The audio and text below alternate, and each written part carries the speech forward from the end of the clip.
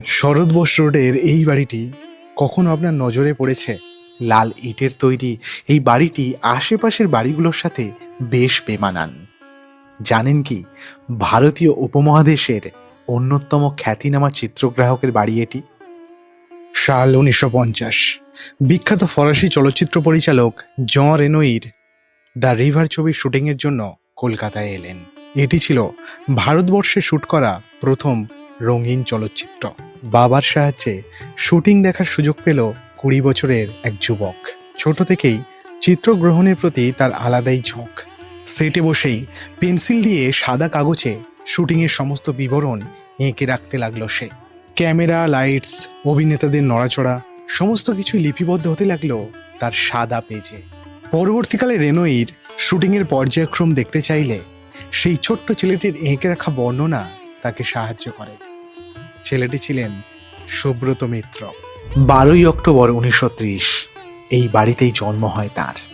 বিদ্যালয়ে পড়ার সময় তিনি সহপাঠীদের সাথে কাছাকাছি সিনেমা হলে ব্রিটিশ এবং হলিউড চলচ্চিত্র দেখতে যেতেন।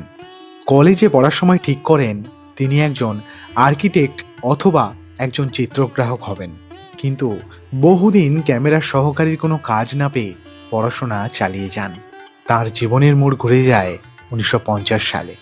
দ্য রিভার ছবির সেটে পরিচয় হয় সত্যজিৎ রায়ের সাথে। সত্যজিৎ রায় এই ছবির পরিচালক জন রেনোইরের সহকারী হিসাবে কাজ করছিলেন। সাল 1952, চিত্রগ্রাহক হিসাবে প্রথম কাজ শুরু করেন পথের পাঁচালীতে।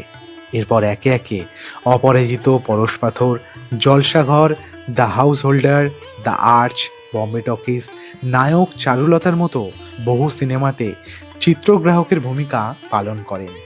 সাল 1986, দ্য দিল্লি টাইমস সিনেমার জন্য পান national film award for best cinematography. এই বছরই পান পদ্মশ্রী। 1992-তে পান Eastman Kodak life time achievement award for excellence in cinematography. শেষ জীবনে তিনি Satyajit Ray film and television ইনস্টিটিউটের সিনেমাটোগ্রাফির অধ্যাপক ছিলেন। 7 ডিসেম্বর 2001 এই পৃথিবীর মায়া ত্যাগ করলেন লেজেন্ড সুব্রত মিত্র।